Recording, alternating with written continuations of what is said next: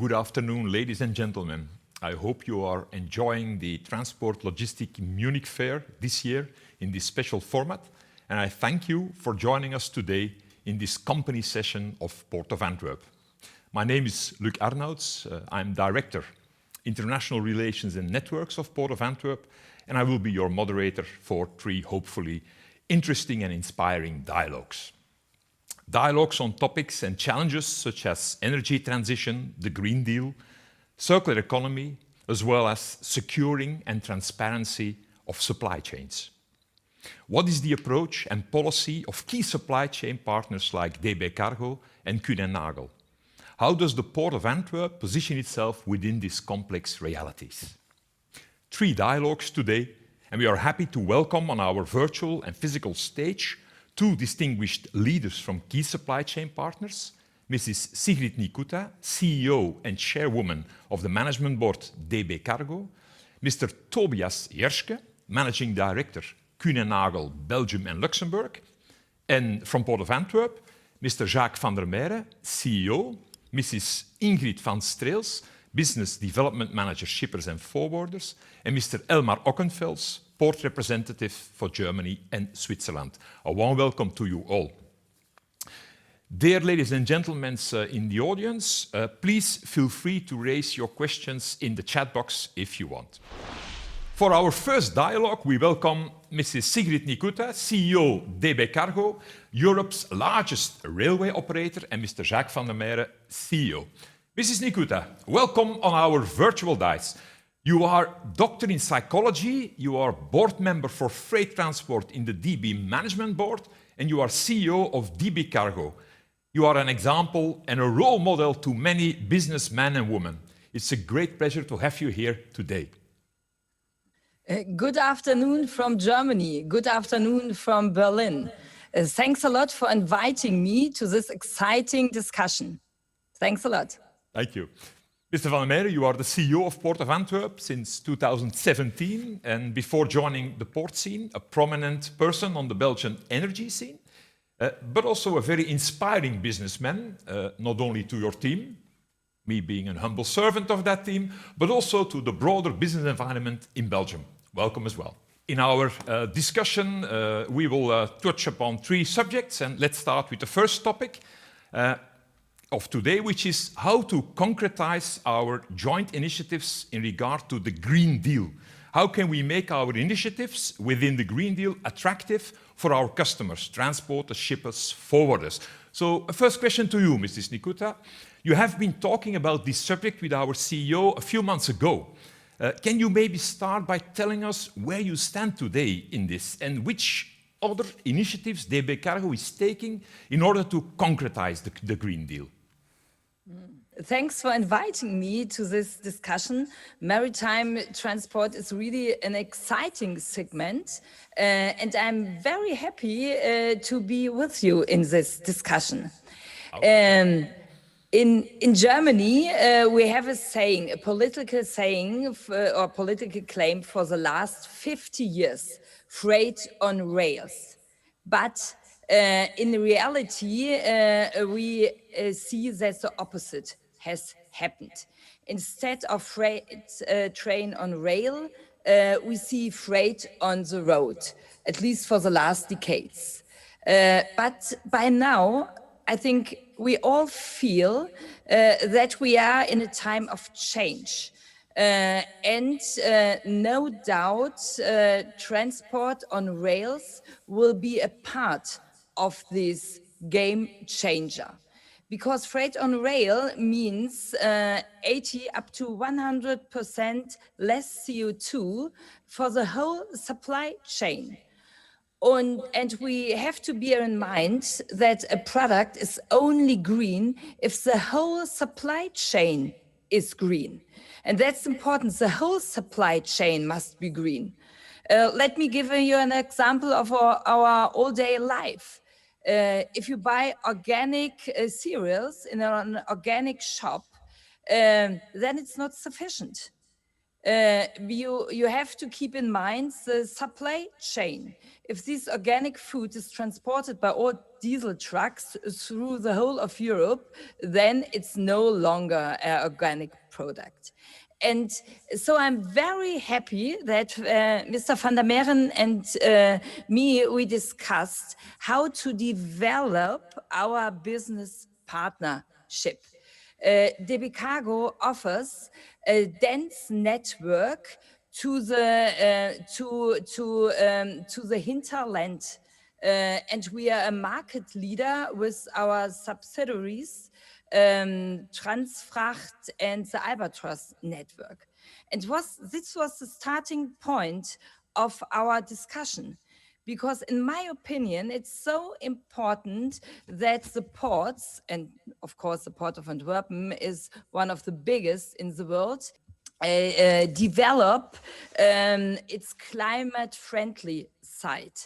And that's where we can support, because we are the market leader in this business. And I'm so happy that we now started to a closer collaboration, and that we have the common goal that we will have a really dense network between the port of Antwerpen and every German Bundesland. Our claim is every K, every day, every cluster, industrial cluster in Germany.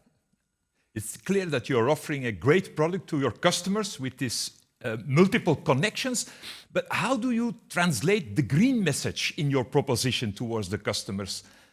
How do they get convinced? It's no longer difficult. I'm working for a long time in this business, and 20 years ago, we have had to convince our customers. By now, the point is that we are working on solutions, on climate-friendly solutions, and we work on these solutions together. If you choose rail, then one train is the equal of 52 trucks. This is one of the points. And every ton you transport by train and not per truck saves automatically 80 up to 100% CO2. And these two arguments are really strong. Of course, you need the infrastructure for us. A performant infrastructure is very important to everything we discuss. But if this is there, then we can develop networks which are climate friendly, in a high frequency, so that they are really quick and, it's very important, reliable in every situation. Thank you. Mr. van der Meeren, you hear the plans of DB Cargo and their actual strong network towards the port of Antwerp. You must be a happy man with such a partner, but also I love to hear how you as port are translating this Green Deal into tangible things. Well, for sure, and good afternoon to everyone, and especially to Ms. Nikota. It's a real pleasure having you here in this setting and meeting. But the European Green Deal is an absolute game changer for everyone in Europe, as a citizen, but also as a company, as a country. And the ambition to become climate neutral in 2050 cannot be underestimated. At how big that challenge is, and reducing half of the CO2 emission by 2030, which was recently approved by the European Commission and Parliament. Well, it makes things even more challenging, because we are 2021 already, and what we have to do in the next decade, or this decade and the next decades, is really impressive. Knowing that we have the largest chemical cluster of Europe within our port area, and the second largest of the world, you can imagine how big the challenge is for that industry. But we have all the maritime industry with the biggest carriers of the world coming to the port of Antwerp, and looking at alternatives, because today we have the fossil fuels, and that's it. for the maritime industry is concerned. And we see new opportunities, new technologies, but the danger is that everyone is looking at everyone, waiting for someone doing something, the technical innovation. But we believe as a port authority that we have to put in place some strong partnerships, cross-border, cross-industry, and that we have to do this together. So pioneering together is absolutely our baseline for the time being. That's in Antwerp. There is this strong chemical cluster, and you refer a lot to the innovativeness of that sector. But is the Port of Antwerp also looking at alternative industries, new industries? Yeah, absolutely. We have our famous 9 lighthouse projects on sustainable energy, industry, and sustainable shipping. And in all of them, we put some companies together, the not usual suspects, and we have startups. Together with very famous multinationals, looking for new opportunities. One of them is the Hydrogen Import Coalition, because we believe that hydrogen, green hydrogen, will be the game changer beyond 2030. And in this decade, we think that with the industry, we have to put very much energy in carbon capture and storage, and we have an impressive coalition with all the industry in place called Antwerp at Sea, but also on circular economy. We are transforming a piece of land in the heart of the port, 100 hectares, to try to become the hotspot of circular economy and give end-of-life products a second life, a third life. So, and that we do this with some startups, scale-ups. So it's fantastic times. This decade will be in every aspect very important for mankind and for companies. Now you can really make the difference, and there is no excuse anymore. So it's hard work and make the right choices and make the right partnerships, and that's why I'm very happy to sit here with DB Cargo. In my opinion, a very strong player already in Germany. Our natural hinterland. It's by far the biggest trade partner of Belgium and the Port of Antwerp. So joining forces and trying to reach those goals together is something I'm looking forward. Ms. Nikita, you feel the love in the air, huh? Between the Port of Antwerp and... There's really love in the air, and there's a lot of pioneering esprit in the air. I really like your word about pioneering together, Mr. van der Meeren, because I think this is so important. Your lighthouses are a really sign for the industries. For example, hydrogen. Hydrogen is, I completely agree with you about the future of hydrogen. And we are starting with the transport chain by rail for hydrogen. This will be one of our future businesses. I'm very convinced of this. Lovely. Let's move on to a second subject, which is the supply security. Ms. Nikita, can you tell us a bit more on your view on contribution of rail to supply chain security and the critical infrastructure? This is a really important question. And we have seen 2 examples in the last year, which have shown that reliability or resilience is so important. The last one, of course, the Suez Canal blockade, which has interrupted all the supply chains. But during the last, I think, 15 months with the COVID pandemic, we see how sensible supply chains are. And And we have shown, and I'm very proud of this, that rail logistics is very safe. Safe in all senses. First of all, of course, dangerous goods, chemicals, etc., are always transported by rail, we don't have any low water or something like that, which we are always facing on the Rhine. But even in this unusual situations, we can offer flexible transport modalities. During the COVID pandemic here in Germany, we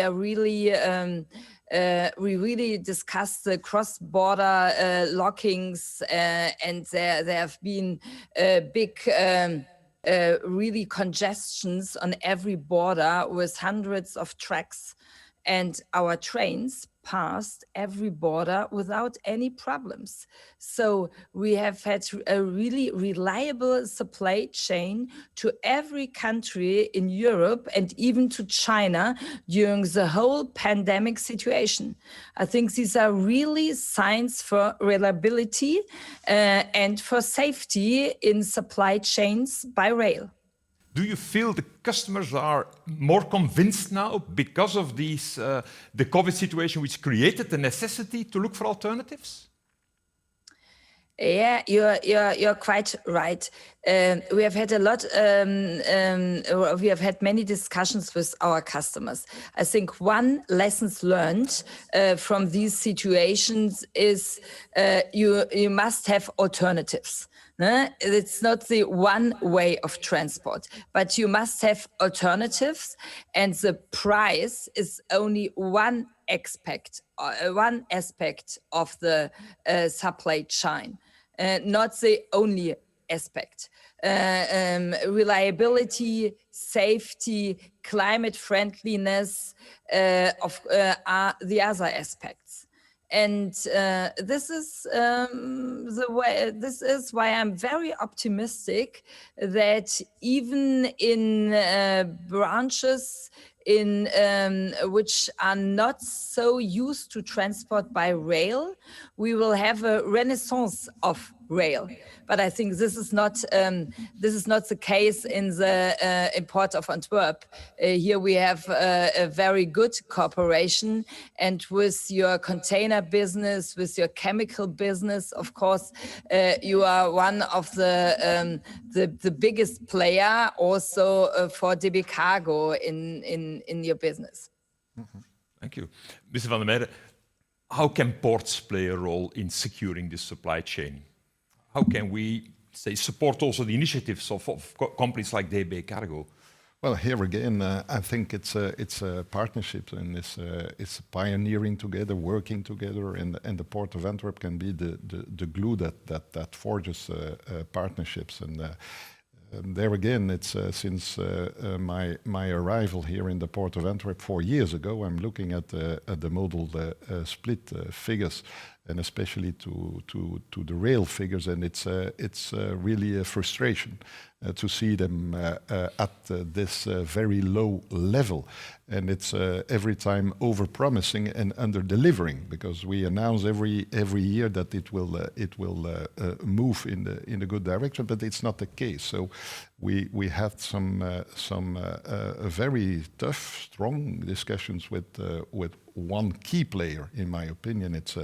Is Infrabel, the owner and operator of the rail infrastructure, to make a very good analysis of what is the problem here and how can we find some solutions. And I'm very happy to see that after a few years of discussions and signing MOUs, we have now a common rail vision, 30, 40 pages where we described every problem, but not only describing the problem, but finding solutions.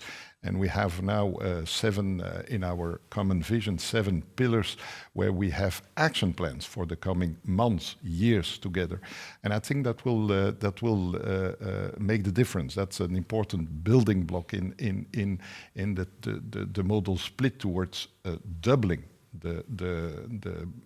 figures of rail today at a very poor 7% of the total cargo in the port of Antwerp. The ambition is to have that at 15 at least before 2030. Then we need a few building blocks and a common policy, common vision on how to organize this is the first thing. But then, of course, we need some strong rail operators like DB Cargo, Lineas, and many others. Today in the port of Antwerp, we have a very few operators, 7 or 8. And I'm always looking at the colleagues of the port of Hamburg. They have more than 100. 120, 130 operators doing daily business and good business. So there is really an issue, and I think the momentum is there. And I love the Renaissance idea, but if we could organize this now in the coming months and years, I would be more than happy. But DB Cargo will play a key role in that Renaissance story. Thank you very much, Mr. Van der Meer. A last question, because we are running at the end of our session. Ms. Nikota, perhaps for the last word to you, a message to our audience. There are forwarders, shippers, BCOs listening to this session. Yes. What would be your message to our audience with regards to the use of rail and supply chain security? Okay. Famous last words. Thanks a lot. Yeah, for you.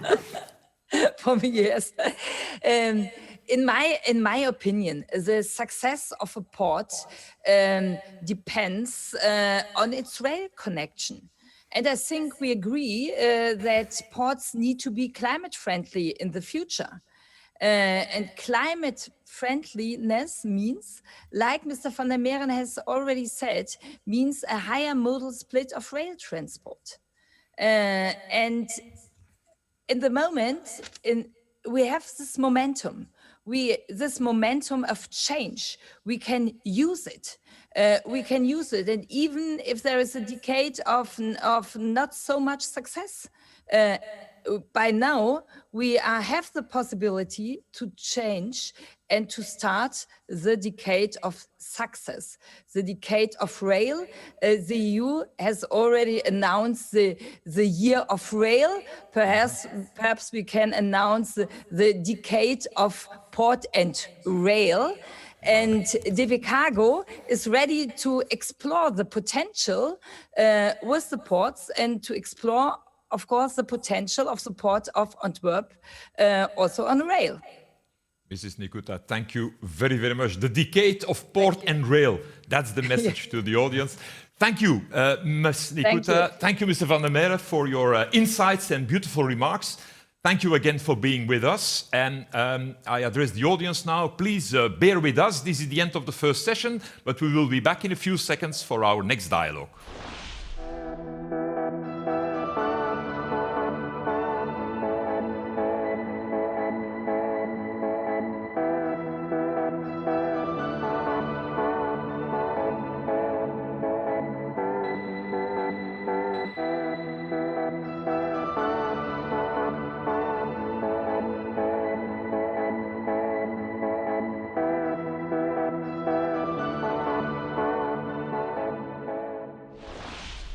For our second dialogue, we welcome Mr. Tobias Jerske, Managing Director of Kuehne + Nagel, Belgium and Luxembourg, and Mrs. Ingrid van Streels, Business Development Manager, Shippers and Forwarders of Port of Antwerp. Mr. Jerske, welcome on the virtual stage. You are calling in from an airport, I understood, but that proves just that the forwarder is always on the move and that flexibility and agility are his key characteristics. So, welcome. Kuehne + Nagel is a global end-to-end supply chain specialist and one of the leading players on the world logistics scene. You joined Kuehne + Nagel in 1998 and held different senior positions in the group ever since. We are glad to have you with us today. Goedemiddag. Thank you very much for inviting me. It's a great pleasure and honor, and I'm very much looking forward to a fruitful discussion. Mrs. van Streels, besides a very well-appreciated colleague of mine, you are a lady driven by the logistics heartbeat. As Business Development Manager for Shippers and Forwarders, you keep track of what is going on in the world of transport and logistics. You feel the pulse of customers and partners. Great to have you with us as well. Thank you. It's nice to be here. Okay, let us start with the first subject of our dialogue, transparency in the supply chain. Mr. Jerske, data exchange has become more and more important for all the stakeholders in the supply chain. Can you give us a few examples how Kuehne+Nagel is making use of data and to what it contributes? Yeah, my pleasure. I mean, we are in the digital age more than ever. Luckily, the Kuehne+Nagel Group has been investing heavily into all types of IT standards and visibility capabilities since many years, so it's nothing really new for us. Nevertheless, we have stepped up also recently by really offering an end-to-end solution digitally enabled to our customers. So what in the past was very much the tracking and tracing, and on our side, a semi-automated operational process, getting the paper out, having a high level of productivity and quality, is now a real cycle of getting a query of pricing real time, booking it, tracking it, and then also managing all the paperwork and the payment process online. So a real end-to-end process, and that of course again increases quality, increases speed, reduces somehow also cost, and allows customers to have the full visibility and manage their supply chains more precisely and more actively. Lovely. How do the customers react? Are they positive about this evolution? Yeah, they're positive because they're, of course, what was a few years ago nice to have the full visibility is now getting a standard. And we are actually even already on the next level of visibility, which is about predictive analytics, because then you can try to anticipate problems in the supply chain. That can be the seasonal weather problem, that can be a seasonal port strike, that can be whatever can endanger a seamless flow. And with our past database tracking and also the future simulations of predictive elements, then this makes the supply chain more agile and in the end better functioning, and that means less cost, less CO2, and more competitiveness. So a complete different level of engagement and performance. Thank you. It's fine to hear that customers are seeing this added value as well. Mrs. Van Streels, what is your view on the importance of digitization, especially from a port point of view? Well, firstly, to say is that indeed forwarders are one of the most important stakeholders to invest in the digitization. Mr. Jerske already gave some benefits of it. You have the operational efficiency, you have the electrification, the acceleration, and the cost reduction is, of course, a main driver of this digitization. But on the other side, I would also like to say that, well, we know that the supply chain is complex. You have a lot of participants in the supply chain, and often with opposite interests, not always matching, which is a little bit slowing down this digitization. And we should also oversee that first you had this evolution of electrifying processes, and now we have the digitization, which is not the same.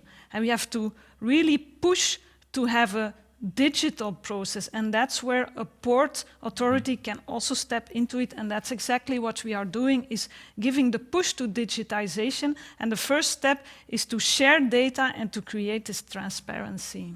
Creating transparency, you just mentioned. How can we contribute to that as port? Well, let me give you the example, is that as a port authority, we are building a robust digital network, which in one phase already exists. We all know the classical port community systems, which are in use at many ports, but we are going actually to the next level. So we have this digital network, which is constantly gathering data, and parties can share it. And what we invite the maritime stakeholders participate to it. The value has already been acknowledged, and we see that today these parties start sharing data. So that's what the Port Authority can do, is bringing really this digital platform to a next level to make sure that the infrastructure is there. I guess, Mr. Jerske, this transparency is also one of the main drivers of your proposition towards the customers? It is, absolutely. And one element that I should have added earlier is that we have now the strong link of our digital offering into the sustainability offering, because the most powerful solution, of course, is if the client can have a conscious decision which mode of transport or even which carrier to book, and then seeing the CO2 footprint. There's a difference in price, difference in lead time, slow steaming is a topic, etc. But we are able to simulate that and price that, and we see a huge demand, which is not only because companies are more and more green thinking, but also the end customer expects it. The pressure comes from there. They want to have green products, and then supply chain is a key element of that. Mr. Anselius, Antwerp is part of the Epicenter project. Can you shortly say something about that? Because that's a big international setup. Yes, indeed. The Epicenter project is a consortium of around 36 companies. Think of forwarders, cargo owners, logistic providers, software providers, etc., gathering in a consortium. It's a European project funded by European Horizon 2020. And the main goal is to set up use cases using new technology to improve the supply chain, with main focus on the maritime and the land corridor. We are extremely proud of it because the Port of Antwerp was given also the coordination of the whole project. Sounds very interesting. Exactly. Last question on this subject of the transparency. Does transparency also create more security? Do we have examples of that in our port? Yes, I can give you an example. And so first, parties start sharing data, you create transparency, you have the improvement of the supply chain, but also one big benefit is the fact that it brings security to the supply chain, another important layer.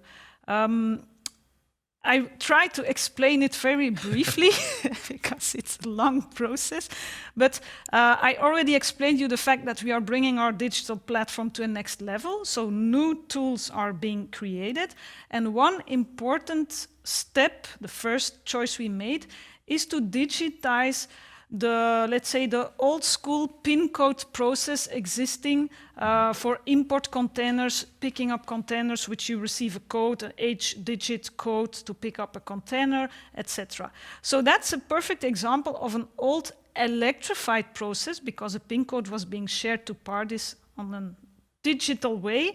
But now we are going 100% digital, meaning that you will receive a release right from the shipping company, which is 100% digital. And this release right, a kind of an ownership, is being transferred from one party to another.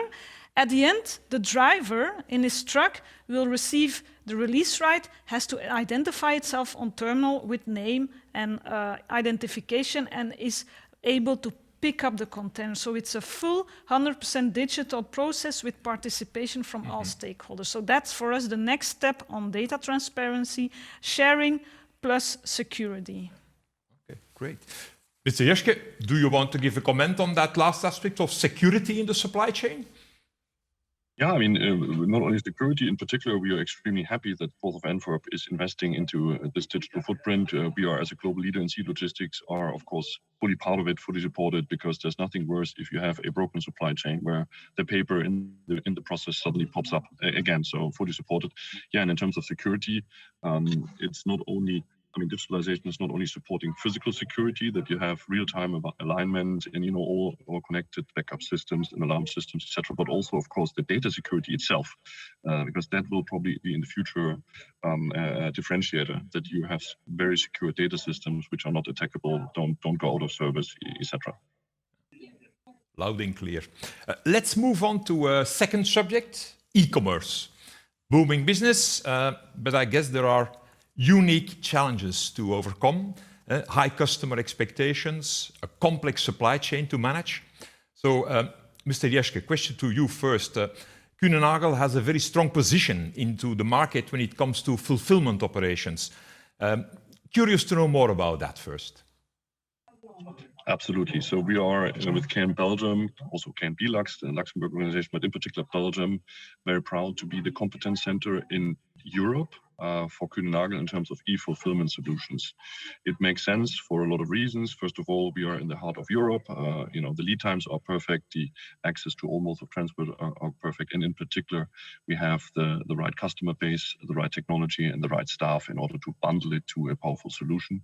And Tessenderlo, for which we have received prizes even, is the place to be. It's 75,000 square meters in development, part fully filled and up and running, and more to come. And there we do really the end-to-end solutioning. What does it mean end-to-end? It's nicely said, but it needs to be done. There we have long-term contracts with consumer retail customers, anything from lifestyle, cosmetics, into other segments. And for them, we manage inbound flows, multimodal, a lot of sea logistics, also some air logistics. And then we do, of course, the fulfillment in the warehouse, value-added services, relabeling, repacking, for the whole of the continent, including the Brexit dimension of the UK, which is now a different flow.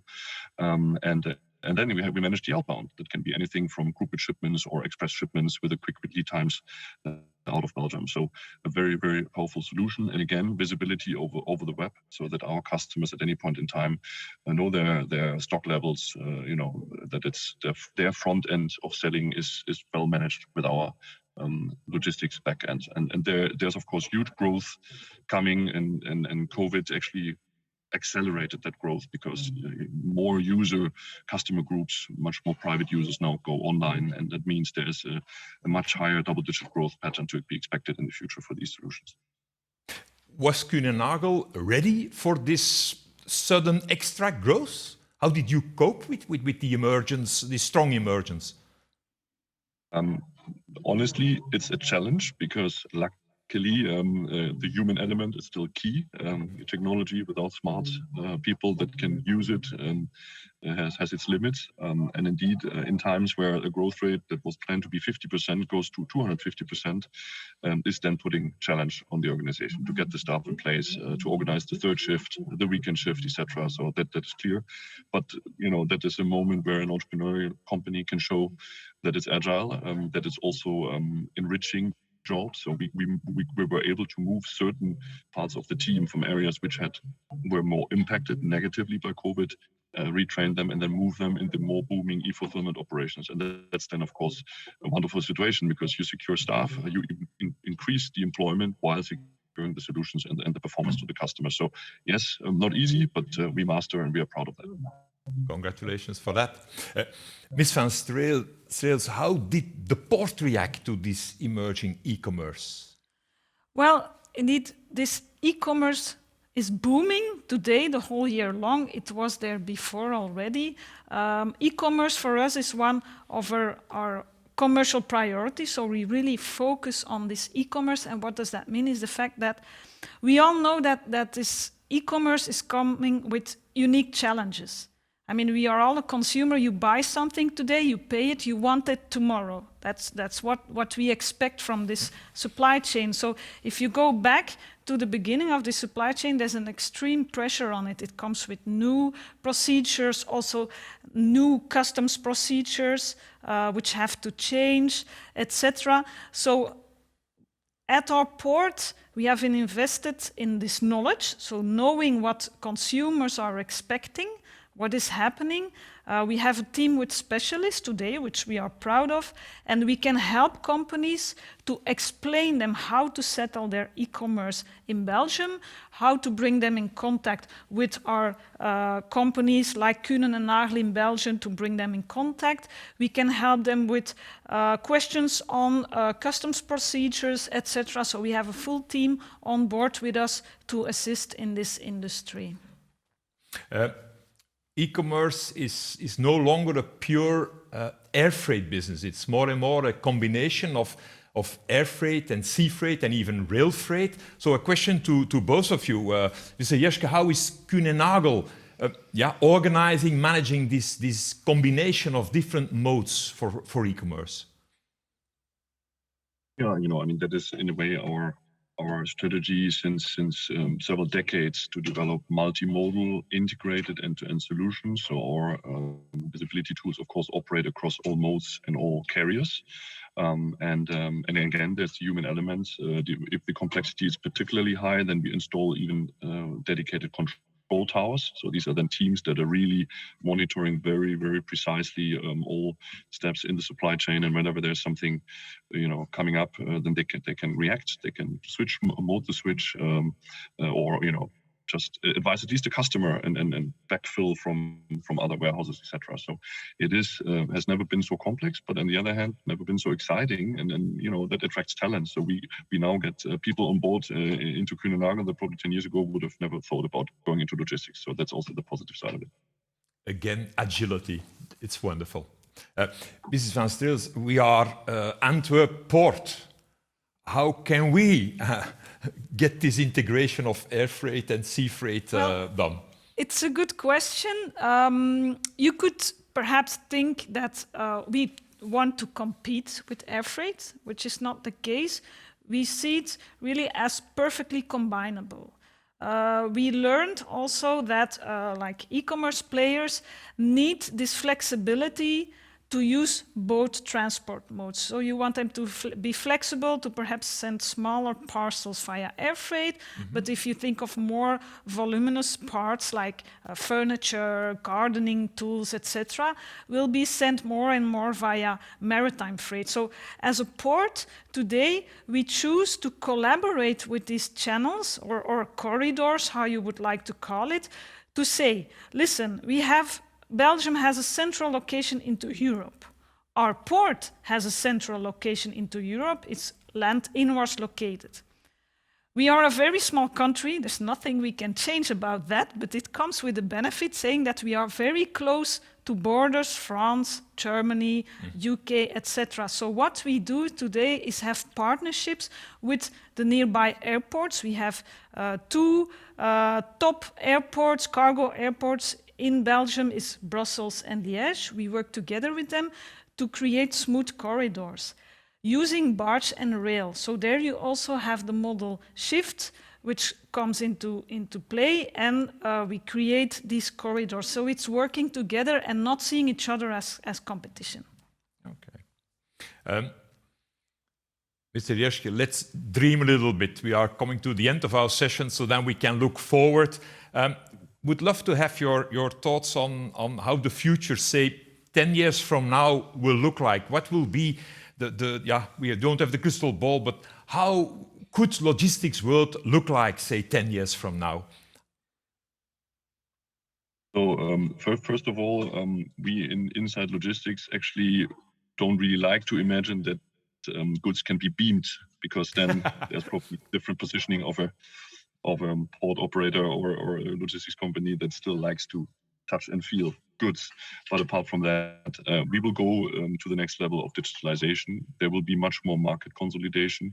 There will be more integration, and that in the end will lead to more competitive pricing, to more agile solutions, and it will definitely further support globalization. I think that is one thing that, despite the last few years with certain discussions, political discussions and crises, one might have had a doubt, but the global competition will more than ever be in place, but the sustainability element will play a much more important role.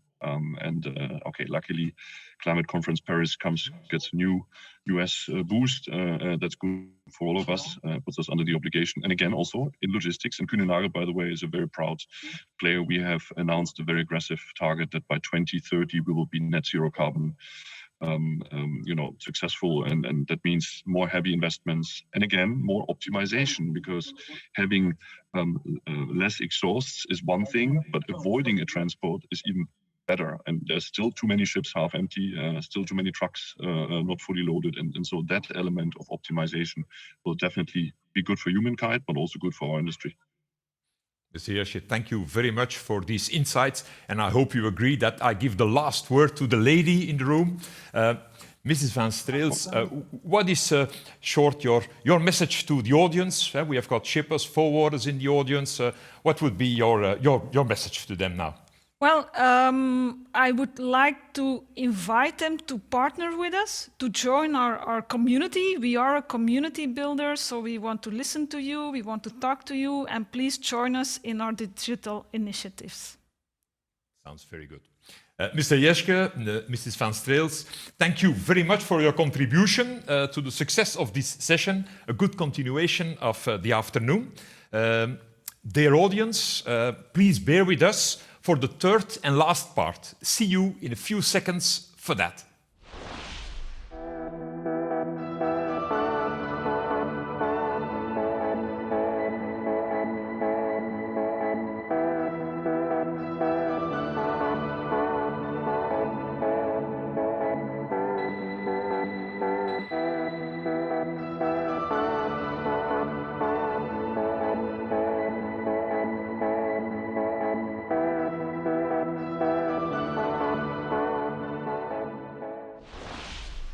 For our third and final dialogue, we welcome Mr. Elmar Ockenfels, the port representative of Port of Antwerp for Germany and Switzerland.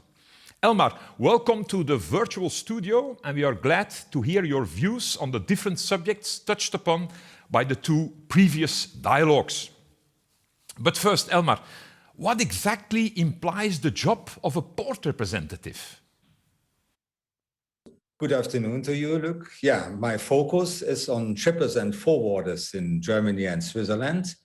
I take care of their concerns regarding the Port of Antwerp, but I do the same with respect to barge, rail, and terminal operators in the hinterland. And I'm, so to speak, an elongated arm to my colleagues in the port. Okay, that's wonderful. Elmar, referring to the conversations we heard today, your opinion, what's in it for our customers? Which gains shippers can have when ports perform well? Yeah, look, first I want to say we had a most interesting combination in the first two interviews today. DB Cargo and Kühn + Nagel literally cover the entire global supply chain. And to hear from them their ideas on the supply chain of the future, and to match that with the vision of the Port of Antwerp conveyed by our CEO, that was an interesting experience. But to come back to your question, what gains do shippers have?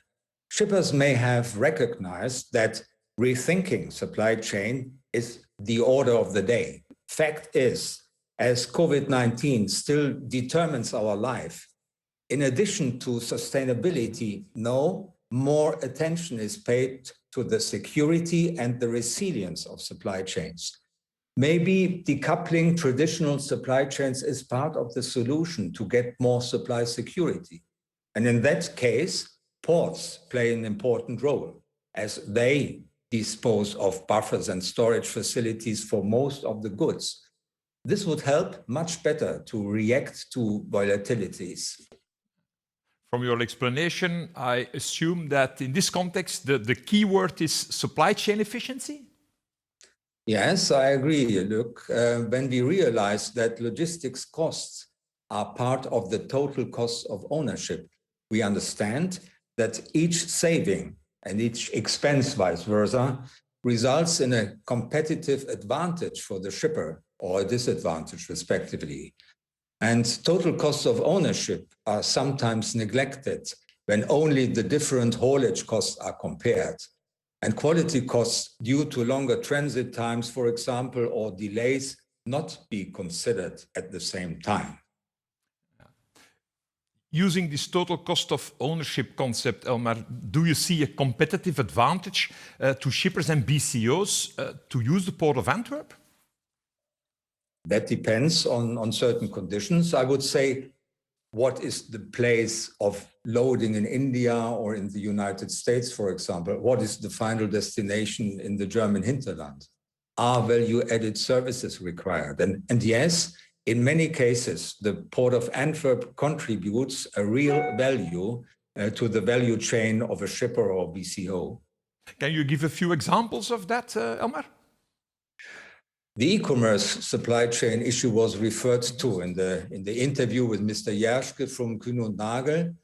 In that emerging market, not only due to COVID-19, the supporting role of the port is versatile. The port not only itself offers large storage capacities via the port, also the distribution centers close to the airports of Liège and Brussels are complemented.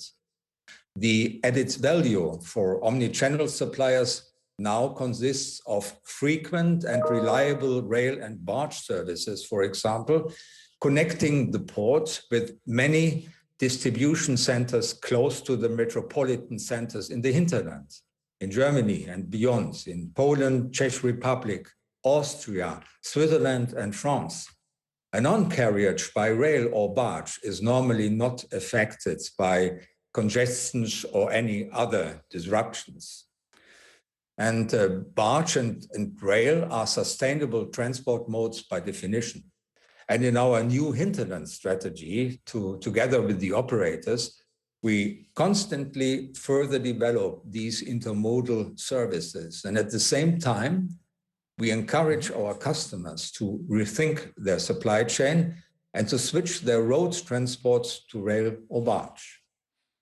And look, to give you another example, cold chain is an important focus in our commercial strategy, as you know. We are the first maritime port to investigate the potential to create a GDP certification for maritime and logistic processes on our port platform. And this is challenging and innovative and very warm welcomed by the industry, by the way. Elmar, how important is the pharmaceutical sector for the Port of Antwerp? Well, look, the pharmaceutical supply chain definitely benefits from the port's cold chain infrastructure as well. We currently are communicating this unique selling proposition the Port of Antwerp offers in that respect to manufacturers of pharmaceutical intermediates in India, for example. That's an interesting concept. So you work together with your other colleagues, representatives around the world in an approach of collaboration, something like a corridor. How does that work? You mentioned India. Yeah, look, Malini and me, we mutually support us in addressing customers to find Malini is the representative of India, right? Yeah, that's correct. Malini Dutz. And yeah, we try to find tailor-made solutions for their cargo and their needs. And we have jointly organized webinars, for example, where we have shown customers in India and in Germany at the same time how they can benefit from our port as a hub. But also together with my colleagues abroad, we practice it in the same way among each other. We have similar examples for other corridors, Brazil, Colombia, in Latin America, the United States and the Great Lakes, as well as China, of course, and even Ireland and the UK, if it comes to short sea and the impacts of Brexit. Elmar, audience is listening to our dialogues here. It's a bit of a special occasion. It's a virtual fair now.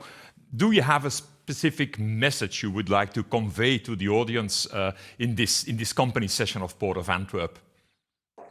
Yeah, look, I would like to do so. I would wish that those having listened to us get inspired to question at their maritime supply chain in view of potential optimizations when they would consider our port as their logistics hub.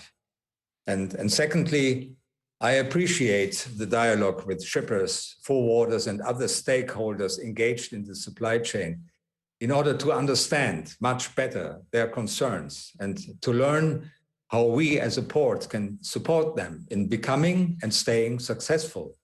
I want shippers and forwarders to get involved with the Port of Antwerp. Thank you very much, Elmar. It's a pity we cannot now walk through the alleys of the fair and discuss and meet our customers and partners, but it's like that. Thank you very much for your views. Thank you for your views and explanations. I'm convinced it gave our audience better insight in the added value of ports in general and the Port of Antwerp in particular. Please accept my handshake in this non-physical way as a token of appreciation. Thank you for being with us this afternoon.